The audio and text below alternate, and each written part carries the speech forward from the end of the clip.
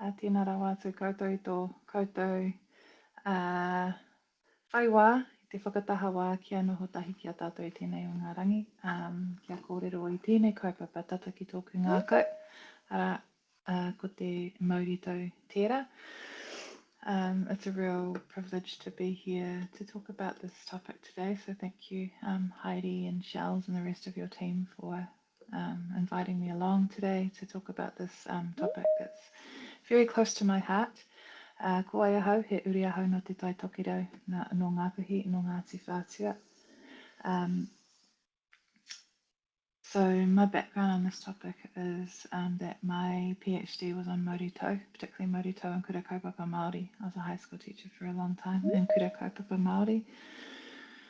And so my research looked at our Māori expressions of well-being. And so from that came some of this research. So in the session, if we can go to the next slide, Heidi. In the session, I'll kind of take us through a couple of little practices. I couldn't get my sound working, so I'll leave it over to Heidi to navigate then when we move into some of the wee practices. But my hope is to share a little bit of my Rangahau that I do, some of the features of what I've found for what Mauritau is and what it looks like for us. In a modern world, it's often used as a translation for mindfulness, but that's not accurate because both of those terms, Mauritau and mindfulness, have whakapapa and they don't share whakapapa. So it's important that we identify what those things are differently. So I'll do a little bit of a breakdown on what those things are and what those things aren't. We'll go through a couple of practices that we can hopefully take with us. I shared a Padlet in the chat that you can use to, that has a few resources on there, a wee app that's been developed as a way to think about what we can do to enhance our well-being in the space. So we'll just go through a couple of practices. We'll go through some of the kind of theory and some of the rangahau that I do to get a sense of where I'm coming from my perspectives. And then we'll allow a little bit of time for pātai. If people have anything or any comments, there will be little times to share if you want to, but you're by all means not required to. And I know that some people are tuning in from their cars or wherever they are, still in a work day. So e mihi ana ki a koutou I tō koutou whai wā I tēnei wā kia noho tahi. Kia whanaungatanga tēnei kaupapa o te Mauritau. Hi, Heidi.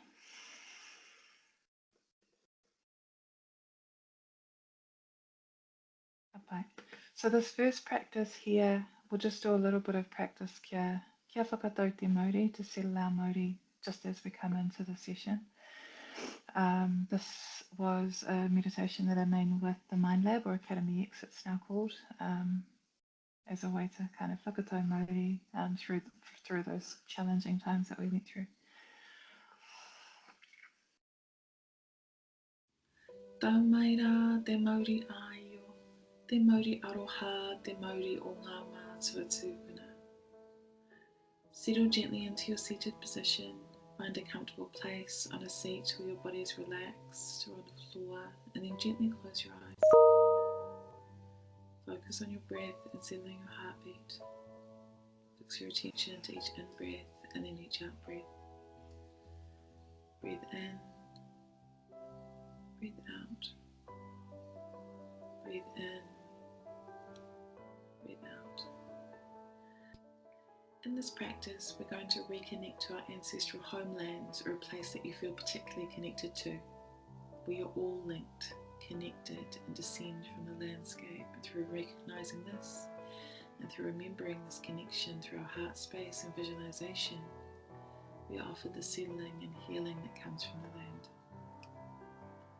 Toi tū te whenua, whatu ngaro te tangata. The land remains where humanity will fade. Acknowledging our connection to Papatūānuku, Earth Mother, Ranginui, Sky Father, we remind ourselves that we are a tiny part of something so much bigger. and our own wellness is intrinsically connected to the well-being of our primordial parents, Ranginui and Papatsuanuku. Imagine yourself as a hawk, perched atop your ancestral mountain or a mountain that draws you to it. Survey the land, river, or ocean below. Feel the purification of the winds of Tāwhiri Mātia, the god of the wind. Leave your perch and follow your grand river, twists and turns and swirling its way to the sea. You meet forest and the beautiful convolutions of land beneath you to make your way to the ocean. Take in the ocean air, the ocean that our ancestors traversed to arrive here, the courage and faith to make the journey here. We are them and they are us. Turn back now. Make your way back down the winding river, running strong and fierce and carrying our collective hopes and dreams. Make your way across cerulean swathes of land to your moka, your mountain. Find rest upon it. Breathe in, breathe out, breathe in, and then breathe out.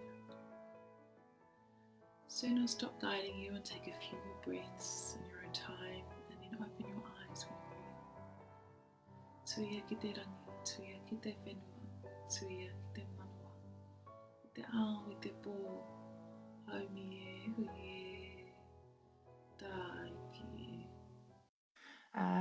So around, so part of my research is looking at Western mindfulness because Mauritau is often equated to mindfulness now, and looking at that whakapapa of what that is. So the research, mindfulness is in every single culture through the world. There's practices where we come back to ourselves. Every culture has their way of whanaungatanga ki te whenua, connecting with the environment, coming back to self. So Western mindfulness in the way that it looks now came from research that was conducted in the 60s at Harvard University in particular, where there was a whole lot of hippie academics who were getting into meditation, particularly Eastern meditation, Buddhist meditation, and they wanted to look at the benefits on the body and the brain and well-being from that.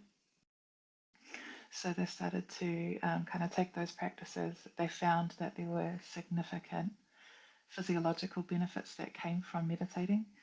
And so they stripped away the spirituality of it, and then they turned it into secular mindfulness, which is what we see in, like, the magazines, the Vogue magazines, or everywhere. We always see mindfulness now. So since the 90s, sorry, we've seen a real influx in brain research.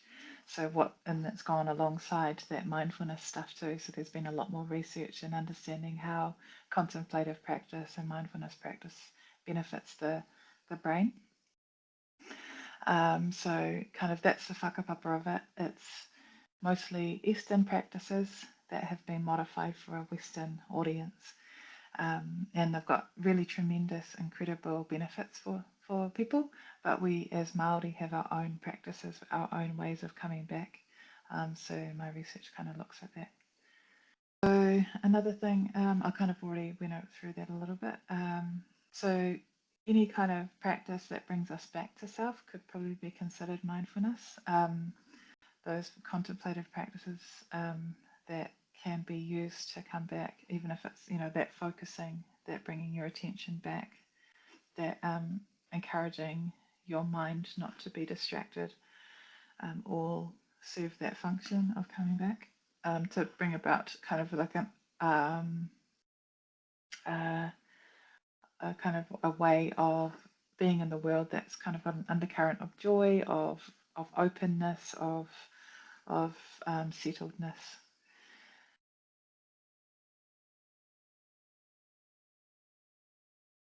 So moving into our mātauranga Māori mindfulness features. So when I was doing my research, the first project that I did around it was at the Mental Health Foundation, I think 2017. And we'd done a literature review to figure out what a good term was to use for mindfulness, because there was increasingly more programs that were coming out and they were wanting a Māori lens on it. And so we did a review, we had whanaunga, and then we found some features of a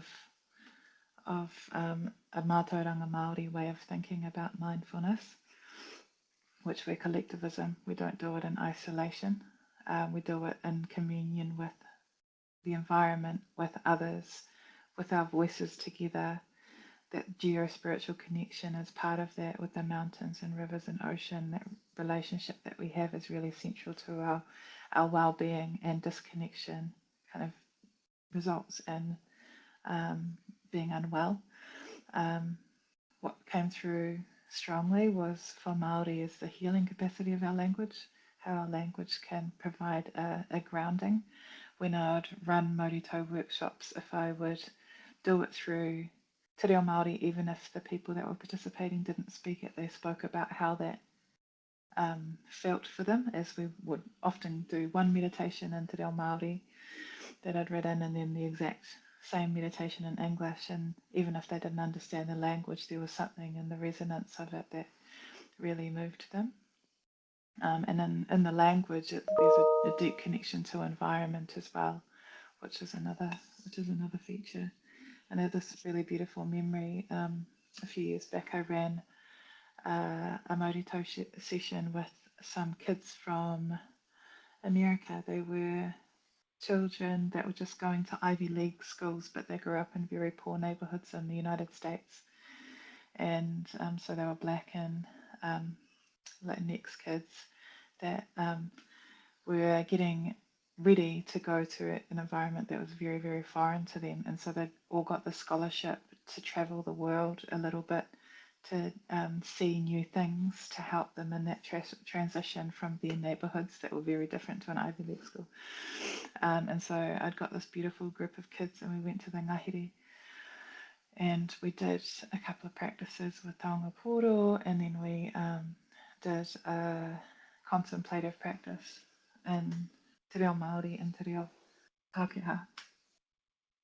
And I asked them what it felt like to listen to the different languages, and there was one kid, a Black boy, who said to me when he was listening to it, it sounded like, when I spoke in Te Reo Māori, it sounded like the birds and the trees and the environment when I was talking, but it didn't sound like that in English.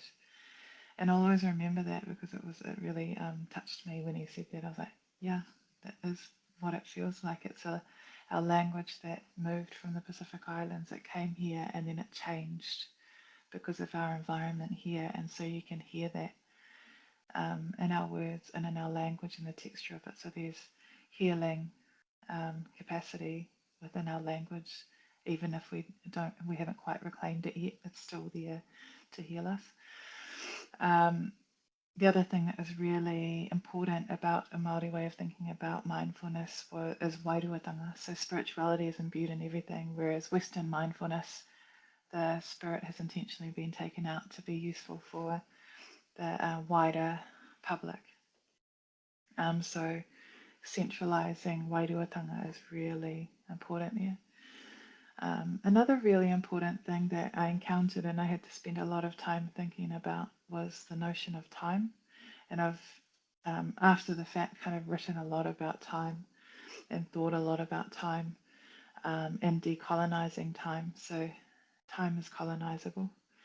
And we don't always think about it. I think more and more we're starting to think about it that way. But Gregorian calendar and a Western concept of time has been applied to our environment here in the Southern Hemisphere and our beautiful home here that doesn't connect with what our seasons and our stars and our moon and all of those things tell us. So that's one of the things that came out there, because one of the key aspirations of Western mindfulness is coming back to this present moment right now. This present moment is the most important thing, because when we get held up by the past and the future, it can bring about anxiety and we don't live for now. But what I've found and I'm continuing to find is that our Māori notions of time are different, because it's cyclical. Time is cyclical for us.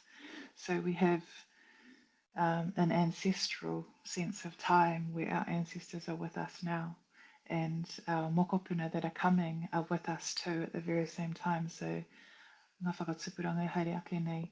So our generations before us and our ancestors behind us are what makes this present moment. So they can't be in isolation. We can't go, oh, we'll let go of the future and we'll let go of the past, because that's not how we think of what time is. So that is an important thing to deconstruct, decolonize, if we're going to think about our ideas of coming back to the present. The present has all of those times in it. And I remember, this is a funny example that kind of like, I think really early on in my PhD, I was over in the Gold Coast because Mum lived there. And she was, so I was going in the car, and there was a guy called Lunig Michael Lunig, who's a cartoonist over in Australia. I'm not sure if any of us remember or know him, but I've read a few of his books. Anyway, he was being interviewed on there, and he's a Pākehā guy, but he'd worked a lot with Indigenous communities, and I really enjoy what he'd had to say about his work in those communities. But it was really cool, just like by chance he was on the radio when I was there, and he talked about remembering and how he was doing. He was in the northern part of Aussie, and working with a group of Aboriginal women at that time, and they were doing some stuff. And he said that every payday, they'd said, "Oh, okay, we've been paid. We need to go to the pub." And so I said, "Okay." And so they'd go to the pub, and he said, and they'd drink and drink, and then they'd cry, and they'd remember those that had passed away. And he made this really interesting comment that will stick with me for the rest of my life, I think. And he said, where the white man drinks to forget, the black man drinks to remember. And that really like struck me and made me think about time and Indigenous memory in such a different way, and the importance not to let go of our past and our future, because those things have been intentionally, through the process of colonization, taken from us. They've tried to be taken from us, our past and future. So letting go of both of those things is kind of part of the capitalist or the colonial agenda in some ways. I'm sounding really political right now, but I am. And so that process of remembering for me is part of becoming mindful. It's bringing back our past, our histories, our futures that there's been tried to be stripped away, and that is our well-being. When we remember who our ancestors are, when we're not forced to forget them, when we remember our connection to land, when we remember our mokopuna that are coming, those are the source of our coming back to our reality for us as Māori. So I kind of like I talk about time a lot I think about time a lot. Probably it's kind of a weird thing to do, but I think about it a lot in my mahi. But that idea of cyclical, ever-present time, that Eurocentric collapsing of time into space, in line with kind of Eurocentric Gregorian notions of time, has been very valuable for a capitalist agenda to commodify time. So you sell off 8 hours of your time in the day, and then you've got a certain amount of time at home. So it makes it so that it's able to be bought and sold. And so it's kind of arbitrarily, you just like, it's on a 24-hour day, this is how many times used. But our traditional ways of thinking about time are very connected to the stars and the moon and the land, and the braiding of all of those elements together into one. So all of those, that reclamation of our way of thinking about time is part of our well-being source, and to me part of becoming Mauritau, because our spiritual force is so in tune with those things.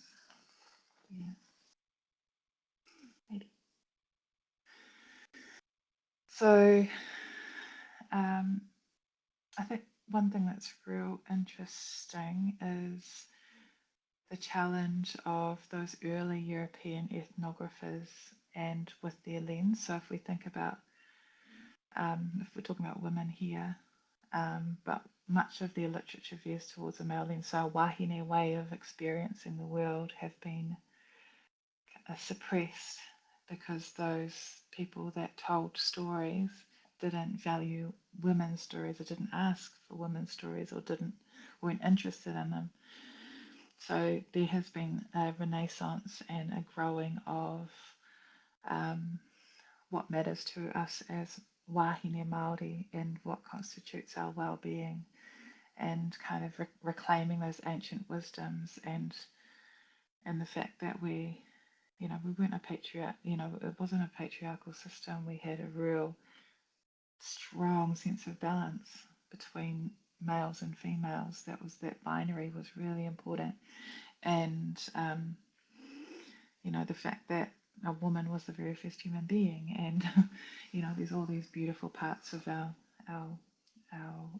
ways of being as women that can be brought back and to be considered there.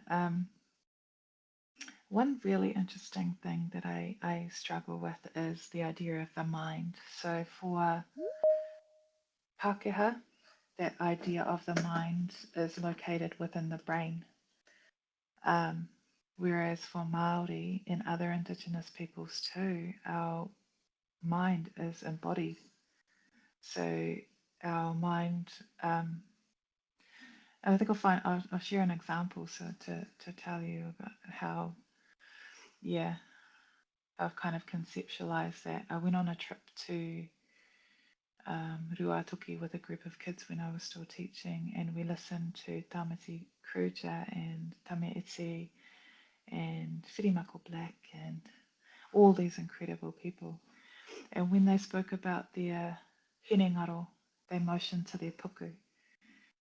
So, and we've got this idea in I'm going to say in our heads, we've got this colonial idea that our minds are in our heads and disembodied from our bodies. But for Māori, our mind is in our bodies. We process our emotions through our gut.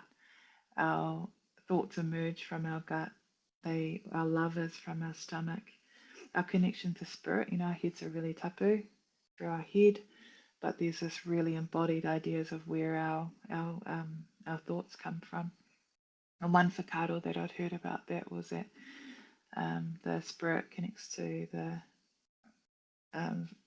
through the head, our emotions are in our puku, and then those things connect, and then that's where our thoughts emerge from. But it's very much in our bodies. So the idea of mindfulness in itself is problematic because of that, because we think of Western ideas of what mind is. And the word mindfulness came from a Pali word, which is an Indian word, and it means heartfulness actually. It doesn't mean mindfulness. But it was interpreted through a Western lens and translated and lost that essence. So how do we deconstruct that? When I was trying to find the name, it was real hard actually, because they were wanting me to find something for the equivalent of mindfulness, but I struggled. And so there was a few kind of manawatora was one of them that came up as something, because there's a deep connection to land there too. Hoho rongo, the idea of peacemaking, coming back to self.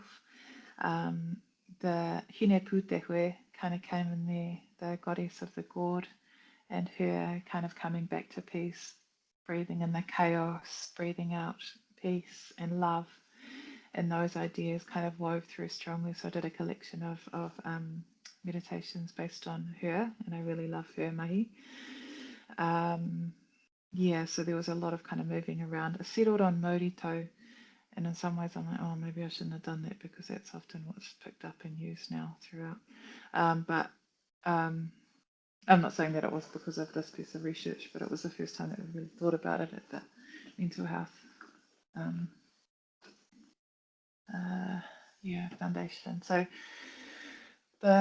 when I'd kind of thought about it, I kind of thought of the binary of the Māori rere, so being anxious, having anxiety, and then the Mauritau, which is, so our Māori is our life force, tau means settled, And then so when our life force is settled, Modi is the thing that connects our body to the spirit. It's like that binding force. It's almost like the glue that sticks, the spiritual glue that sticks our body to the spirit. Yeah, and then Modi Rere, to me, I found to be the antonym to that. So when we're like anxious and overwhelmed or dysregulated, the idea of Modi Rere is there, whereas Morito is that regulation, that ability to be able to navigate emotions, recognize them, acknowledge those things in other people, be able to interpret the environment and the Modi of the environment and the Modi of others, like having really strong emotional intelligence, I think, is a sign of Morito. Yeah, good play. So there's lots of ways. I mean, there's this obviously. This is supposed to be a real practical thing, and I know I've just talked about like theory and boring research for a while. But these are some real. Everyone will have a different way to come back to ourself. In my PhD, I did a whanaunga with a group of rangatahi who talked about their ways that they came back to self. They became Mauritau, and these kids are from Kura, and they were just incredible what they understood about their Māori and how to navigate it and what brought them back.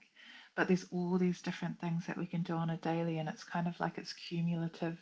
To say, oh, I'm feeling a bit out of sorts, I need to come back to self. There's these tiny things that we can do on a daily basis to bring our Māori back. So, reading a few pages of your book, if kapahaka's your thing, it's not mine, but it's others. Go and do that. Karakia was by far the most important thing that I found came out of my research. We often equate it with prayer, but it's this like there's this resonance in voice and sound and an intention that comes through karakia that kind of you can use to punctuate and bring you back to self through the day. Yeah, hanging out with your people, hanging out with your mokopuna, writing a gratitude list, have kind of an artillery of these things in your life that you're able to draw on and think about that, oh yeah, he huarahi tēnei kia hoki mai ahau ki te Mauritau. And I've got all of these things that that bring you back. Yeah. So and they're real varied, depend on who you are. A lot of people have an amen kai. Oh, and zines. Kia ora Heidi. Tautoko. Zines are definitely my huarahi to Mauritau now. Thanks to Marama and her inspiration. Yeah. Goodbye. Next one. So, what we're going to do now, I don't know where everyone is, but what I want you to do is to kind of look around you and just pick anything up that it could be a pen, it could be a pair of glasses, it could just something small. So I've got a little statue here of the little deity of children that I got in Hawaii. So you might find something. It could just even be a cap of a Powerade bottle like this. So pick one up. Hopefully everyone's got something to look at. It could just, if you don't have anything, it could be your hand, and that's absolutely fine. So what I want us to do now is we're going to just take 2 minutes and we're going to think and look and focus on this thing that you have and think about the whakapapa of it. Look at all of the beautiful details, and for those 2 minutes, that's all you're going to do. And it might be quite hard for people, focusing for so long. But we'll just focus and think about its whakapapa, what it means, the significance for your life, how it helps your life, what it the cultural significance of it, if there's that, the function of it. So we'll start that now.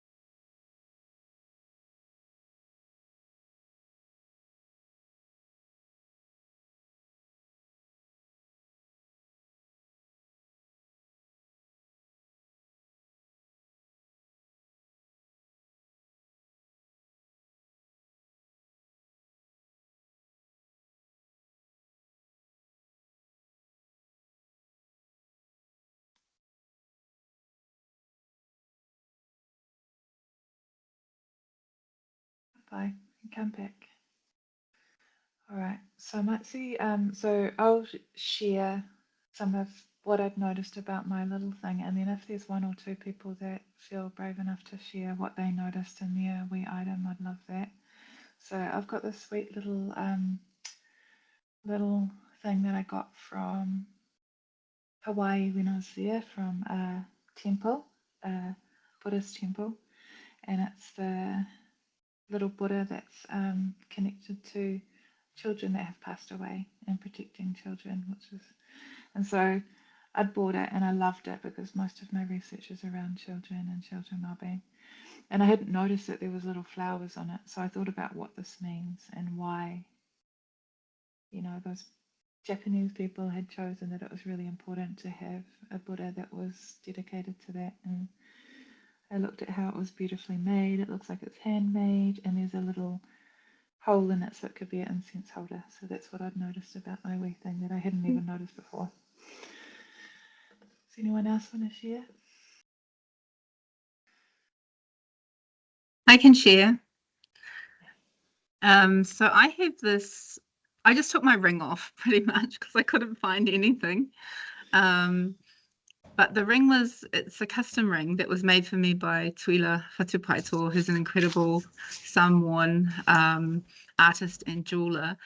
But I just ended up sitting and counting. I don't know if you can see it, but there are little purple like bits of resin, and I'd never like really looked at the shapes of them, how some are like shaped like hearts, some are shaped like kidney beans, and I'd never really counted how many were there. And then I also started to think about Tuila's dad's jewellery. So she often makes these really big chunky pieces because she was influenced by her dad. So I started to think of the whakapapa of the objects that we have and perhaps don't really don't think about it enough, I guess. How do I like it? So that's what I was thinking. Oh, I love that, and it's amazing how we just don't think about it, and we just things go past us, and we don't notice how beautiful and how detailed things are. And apart from the things that we wear and what we're adorned with in our life, there's all these wonderful things that we're so distracted that go past us, and we don't notice. So coming back and noticing is beautiful. Anyone else? Maku. Yeah. Tēnā koutou e te whānau, ko toru toku ingoa, na mihi nui ki a koe mo tō kōrero. I had to switch my camera off a little bit because I've just been tearing up a bit listening to your kōrero. Every time I attend something like this, I'm so appreciative that there's people like you that are willing to share your knowledge, but I'm also so angry that we're having to do special things to share this knowledge because of colonisation. So I have this real play. So toko mea he highlighter, but it's a really pretty colour. It's an aqua. I'm an architect and I'm working on a campground redevelopment for Tūwharetoa down at Lake Rotoaira. And so it makes me think of Lake Rotoaira, and then that also led me just to think about all the time I spent with my whānau at Tawahi, ki Tawahi at the beach on our beach holidays, and just so thank you Office Max for not just having pink, blue, orange, green. They now are these colours that to me, when I see this colour, it just makes me think of Te Ao Māori, and what you've said I think really resonated with me about the decolonisation of time, because I guess once I got to 50 plus, I stopped thinking so much as time as being linear. To me, it's not linear. It's like a web. Everything's interconnected, the past, the present, the future. And I just realised that, as you said, the Gregorian calendar, it's just not working for me anymore. And I've been sort of fighting against, I feel like I've been fighting to fit into that time concept my whole life. And now being able to be more mindful Te Ao Māori, it's like, oh, that's why. Because my ancestors going, this is just wrong. It's broken. It doesn't work for us. And so it's so nice to hear you put that out there, that it's actually, I'm not broken, it's the system that's broken. So ngā mihi nui kia koe. Thank you so much, Tori. That was a beautiful reflection, and thank you for sharing how it's resonated with you, because it's, when we're at home writing and thinking and reading all day, it's easy to forget that it's important. It's important for people, and it means something. And and it's not easy to like break free of a way of thinking about time. It's just pervasive. It's everywhere. But if we can just go, I can decolonize this little bit. I can decolonize this little bit. Connect with my natural cycles of light and night and day when I'm on holiday, when you're at home, where you were talking about, these little ways of just being cognizant of it means that we can pull back some of those layers a little bit for our well-being. Yeah. Oh, that's lovely. Thank you, all three of you, for sharing your kōrero. I can't remember what I've got next on my slide set.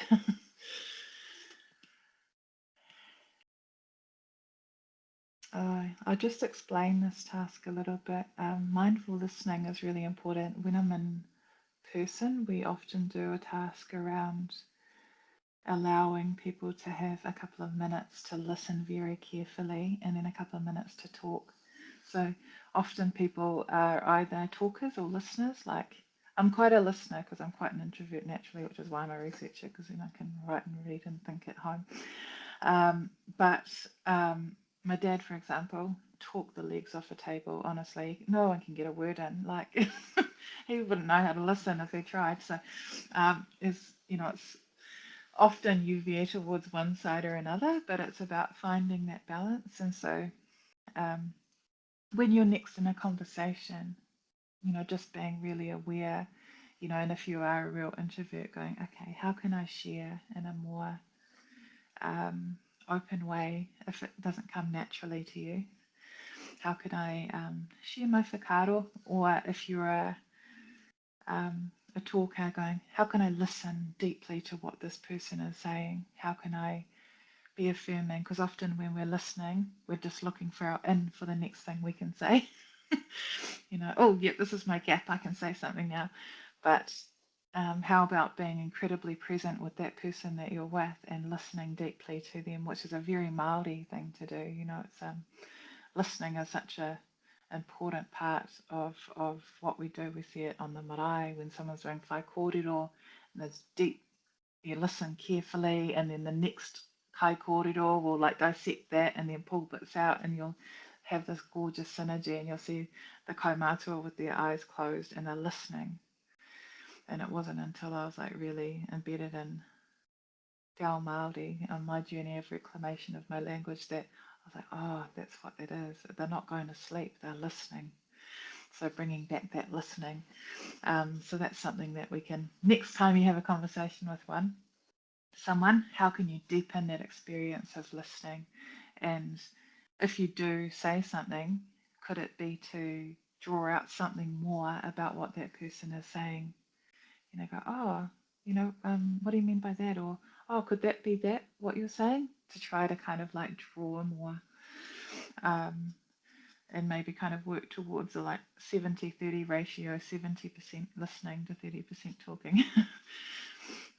Just to kind of like build that muscle, I guess, for really deeply listening, because there's just such amazing things that you can notice and be present with if we develop that listening.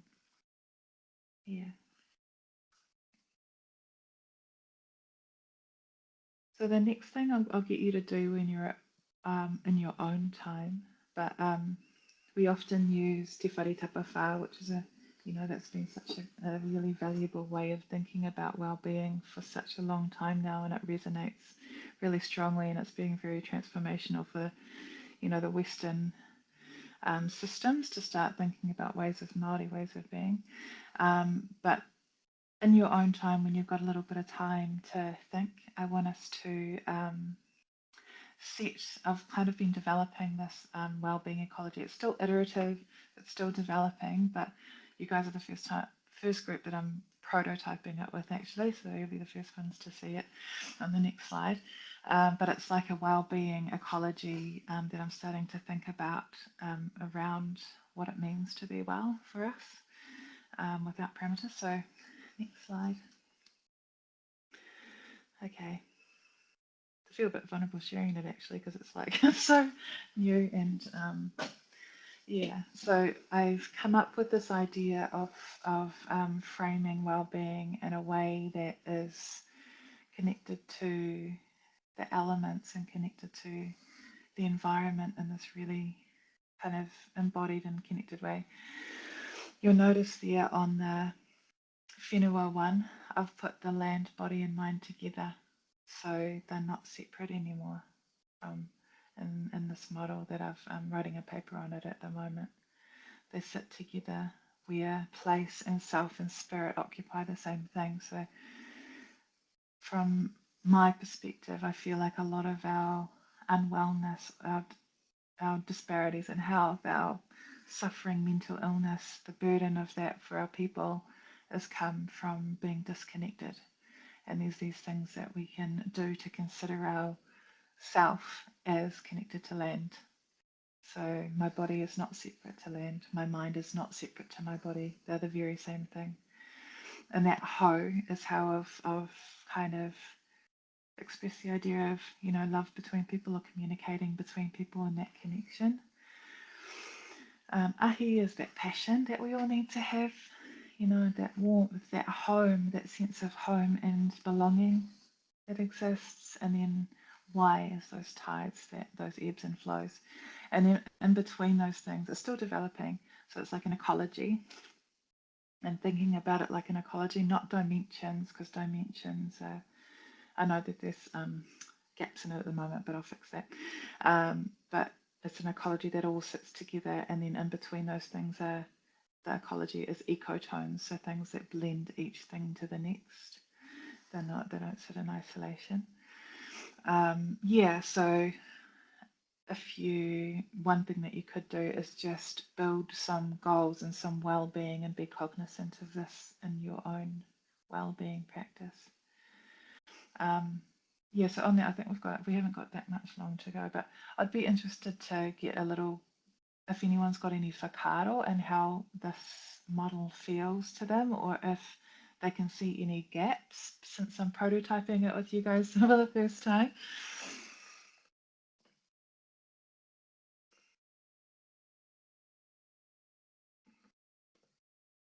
I think it's amazing, Joni. I think that, yeah, it's such a very different way to think about, you know, te whare tapawha, you know, which we've used a lot in schools as well. But this just feels much more organic and natural. And I mean, I'm looking at it now and I'm thinking, oh my God, I could do like a whole lot of journaling around this, and a whole lot of poems would come out, and it would be amazing. And also, if you wanted to come to the Indigenous Wānanga in November at the end of the year, maybe do some more research around this with us, that would be fabulous. Whānau are welcome. So okay. Just incredible, amazing. Thank you so much. I feel so privileged that you've shared that with us this morning. Thank you. Thank you. Bye. It's affirming. It's nice to hear that we can see that it could work. And I think that was what I felt too. I was just like, I need something more that shows that connection between all the things. In an organic way, not a real prescribed dimensional way, like literally that's the, you know, the dimensions of te whare tapawha or the walls, but it's not a wall, it's an open space for us to, and there's like overlap with all of these things too. They don't sit in isolation, which is the way that well-being is, you know. We have fury and we get angry to come back to, you know, a settledness, and using all of these different emotions and things and experiences have their role and their, yeah. Anyway, we could go on about that forever, but okay. So yeah, something you could do. Sorry, Toru. Oh, I think also that we've gone through this phase again cheers colonisation, where we've somehow been distorted into taking Western models and just translating them into Te Reo Māori. And I love this model because it's starting from Te Ao Māori, and we don't need to care anymore if it fits into a Western model, or if people that aren't interested in following this kaupapa even understand it or even can translate it. I mean, anyone can get te aka, right? So if you want to, if you want to know what it means, look it up. I don't feel like we should have to, you should have, people like yourself should have to explain it to people if they're going to get upset that it's in Te Reo Māori. I just think it's so grateful that we've got, we've definitely got the collective expertise. It's just, it's been under a rock for so long that we don't need to take Western models and try to fit into them anymore. We can create our own. I just think the work that the mahi you're doing is just so important. It's, I think, very underestimated, all the people like yourself that are working in the background, just slowly spreading your idea, your whakaaro out there. And then everyone here today, I know I've got quite a few friends I'll be sharing this with and encouraging them to listen into the other workshops that are being run. So just that ripple effect, we can sort of still do it by stealth mode if we have to, just by sharing what we know with people that are interested. But yeah, I'm so over trying to fit into our colonised world. I'm just done with it. Yeah, exactly. Oh, thank you Toru, for sharing that. That's, yeah, me too. That's why I've really focused on that. My work, I'm like, none of the models fit. They don't fit for how they need to. And this for me this actually came from a dream, which makes me a bit emotional. I dreamt about it, and then I woke up and I drew it. And so that's where it had come from. And then ChatGPT helped me to make the thing that you see now, but this was a dream. And I remember, I woke up and I was, okay, I need to draw it right now so I don't forget it, and I need to write these things down.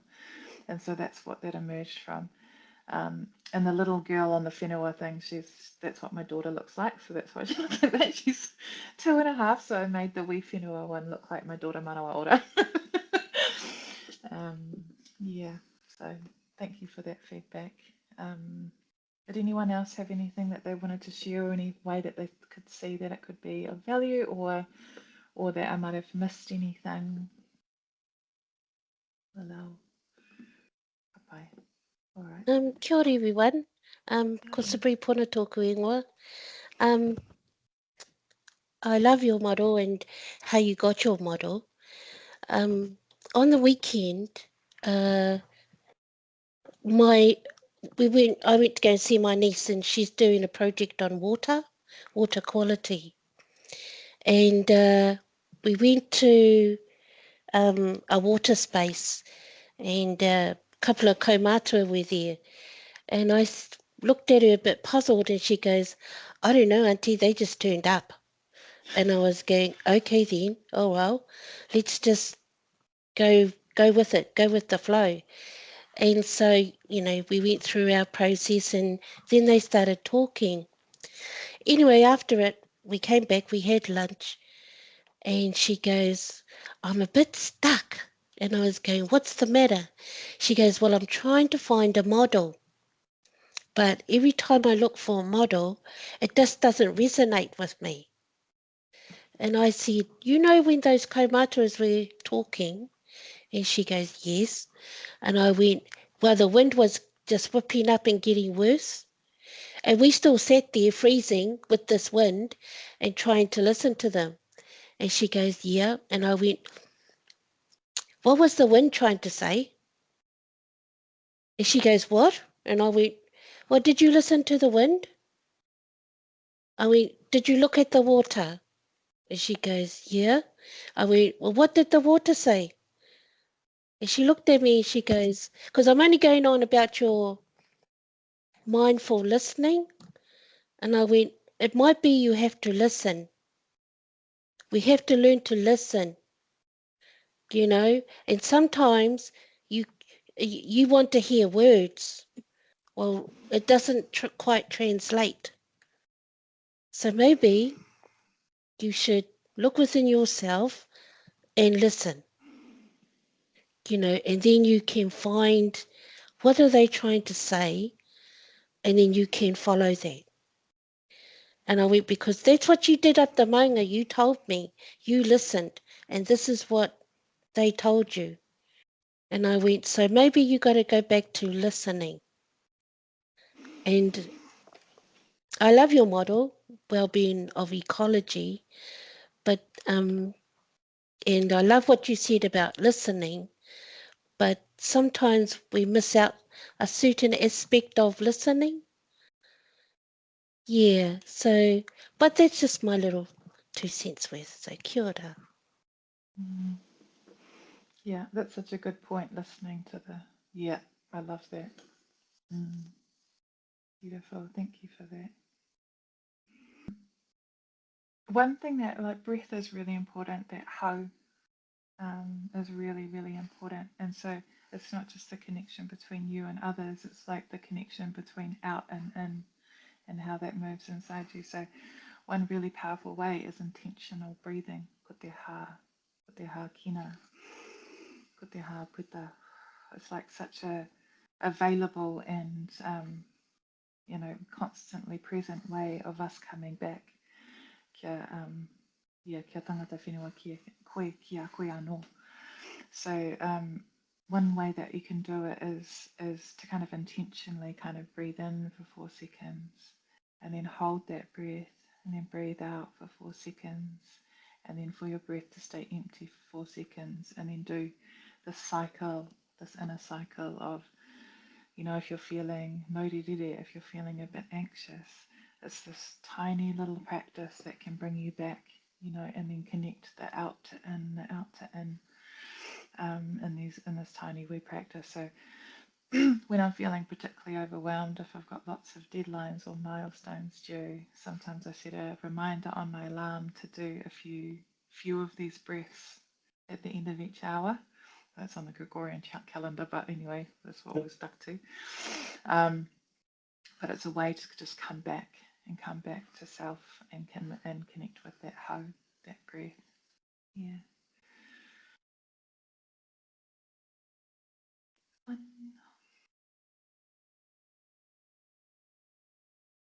Bye-bye. And just to finish off, we'll do another wee practice about the moana, the hoki mai.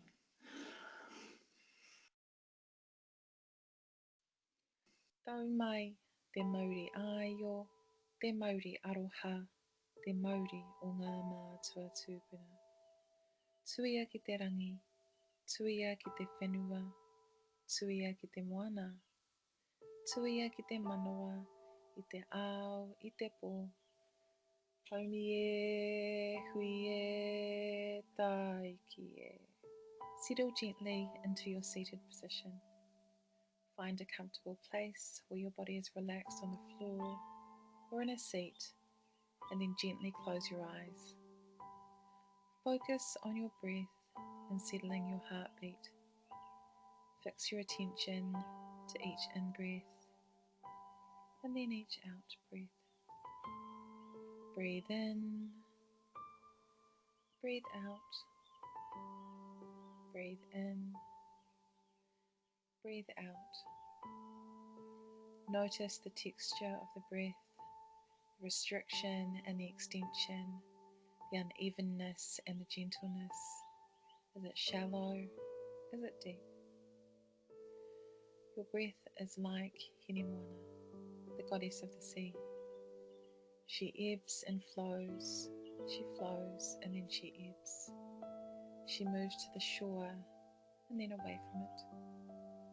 She moves to the shore and then she retreats. If your attention wavers, gently bring it back, gently bring it back. If that happens, think in your mind return, and then return your thoughts back with kindness.